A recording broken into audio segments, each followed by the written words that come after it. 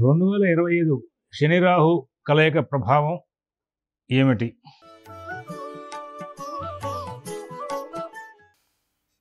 అంటే ఇది గతంలో కూడా మనం ఎపిసోడ్ చేసాం. సంవత్సరం క్రితం. సంవత్సరాలు ఉంది. అందుకోసం మరి అడిగారు, లేకపోతే మా పంచాంగాల్లో మేము రాసిన మ్యాటర్లను చూసి అడిగారో తెలియదు కానీ ఈ శని రాహులు కలిసిన సందర్భాలు చాలా దారుణమైనటువంటి పరిస్థితులు ఉంటాయి. గతంలో జరిగిపోయినటువంటి అంశాలన్నింటినీ కూడా నేను తీసి చూశాను. మీరు కూడా ప్రత్యక్షం చూడొచ్చు. ఎన్నాళ్ళు ఉంటాయంటే సంవత్సరం లోపు ఎప్పుడైనా జరగచ్చు. వాళ్ళు కలిశారు, వీళ్ళు కలిసి మళ్ళీ ఒకవేళ వేరే రాశిలో ప్రవేశించినప్పుడు కూడా వీళ్ళు కలిసినటువంటి ప్రభావం అప్పుడు బీజం పడుతుంది. ఆ బీజం సంవత్సరం లోపుగా మొక్కై చిగురించి దాని యొక్క విష ప్రభావాన్ని చూపించేస్తూ ఉంటుంది. సంవత్సరం వరకు ఉంటూ ఉంటుంది.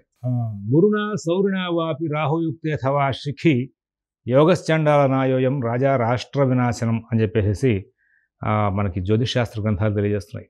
ఇది ప్రత్యక్షమా అంటే ప్రత్యక్షమే, ఏమీ అనుమానం లేదు ఇందులో. మరి ఈ నేపథ్యంలో 2025లో శని రాహులు కలుస్తున్నారు. ఈ 2025లో శని రాహులు కలిసి మరి వీళ్ళు ఏం చేస్తారు అంటే ఇంకా అక్కడి నుంచి సంవత్సరం లోపుగా మరి ప్రభుత్వాలని కూల్చేసే ప్రయత్నాలు కానీ, లేదా సమాజంలో అల్లర్లు సృష్టించడం కానీ, దానికి తగినటువంటి బీజాలు మొలకెత్తిచ్చే అవకాశం చేస్తారు. మరి ఉద్యోగుల్లో యాజిటేషన్ రావచ్చు, ఇట్లాంటివన్నీ కూడా ఉంటాయి. ఎందుకు ఇట్లాగా అంటే నేను స్టాటిస్టికల్ అనాలిసిస్ వెనకాల తీసినప్పుడు 2 ఉదాహరణలు చెప్తాను మీకు.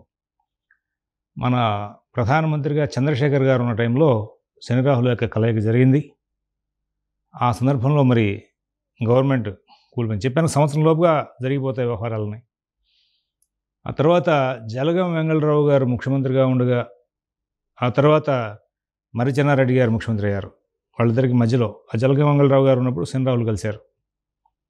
వీటి ప్రభావం అయితే రేపు రాబోయే ఎలక్షన్స్లో 2024 ఎలక్షన్స్ జరిగేటువంటి వాటిల్లో ప్రభుత్వాలు బలహీనమైన మెజారిటీతో వాళ్ళు కూర్చునే అవకాశం వస్తుంది. లేదా ఒకవేళ బలంగా కనుక కూర్చుంటే సమాజంలో అల్లర్లకి అవకాశాలు ఉన్నాయి అనేది ప్రస్ఫుటంగా మనకి నిర్ధారణ అవుతుంది. అంటే గత అనుభవాల దృష్ట్యా కూడా చూస్తే ఇంకా చాలా జరిగి ఉన్నాయి. గురు రాహులు కలవకూడదు, శని రాహులు కలవకూడదు, శని కేతువులు కలవకూడదు, గురు కేతువులు కలవకూడదు. వీళ్ళు కలిసినప్పుడల్లా ఏదో ఒక దుష్పరిణామాలు జరిగినాయి. అది వెంటనే ఇమ్మీడియట్గా కలిసిన వెంటనే చూచారు. సంవత్సరం లోపుగా దాని ప్రభావం అంతా వస్తూ ఉంటుంది. రాజశేఖర రెడ్డి గారు కూడా కాలం చేసినప్పుడు గురు కేతువులు కలిశారు. ఇలాంటివన్నీ కూడా దృష్టాంతాలు. మరి జ్యోతిషశాస్త్రంలో ఉన్న వాటి ప్రభావం చూస్తే సమాజంలో ఒక అనిశ్చితమైన పరిస్థితికి దారితీసేందుకు ఎక్కువగా కనబడుతోంది. సమాజంలో ఒక రాజకీయ పోరు బాగా నడుస్తుంది.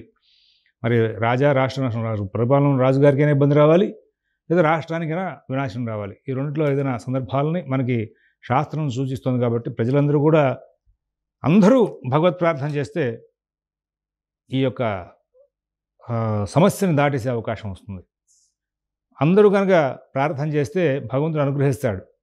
గోవర్ధన గిరి ఆ ఘట్టం అంతా కూడా మనం చదివితే భాగవతంలో ఇదే మనకు కనబడేది. ఇట్లాంటి దుష్పరిణామాలు ఉన్నప్పుడల్లా మరి భగవన్నామంతో అందరూ కాలక్షేమం చేయడం, భగవంతుడు అందరూ ప్రార్థించడం, బాబు మాకు భారతదేశం సుభిక్షంగా ఉండేది చూడు, మాకందరికీ కూడా శ్రేయస్సు కలిగేలాగా చూడు, ఈ శని రాహుల కలయికతో ఇబ్బందులు రాకుండా చూడు అనేటువంటి కోరికను అందరూ కూడా కోరుకుంటే అది ఎవరి ఇష్టదైవాన్ని వాళ్ళు ప్రార్థించడం, కులము మతం సంబంధం లేకుండా ఖచ్చితంగా ఇప్పుడు జ్యోతిషశాస్త్రరీత్యా వస్తున్నాయని రాబోతున్నాయనే సమస్యలు ఏవైతే ఉన్నాయో అవన్నీ దాటేసే అవకాశం వస్తుంది.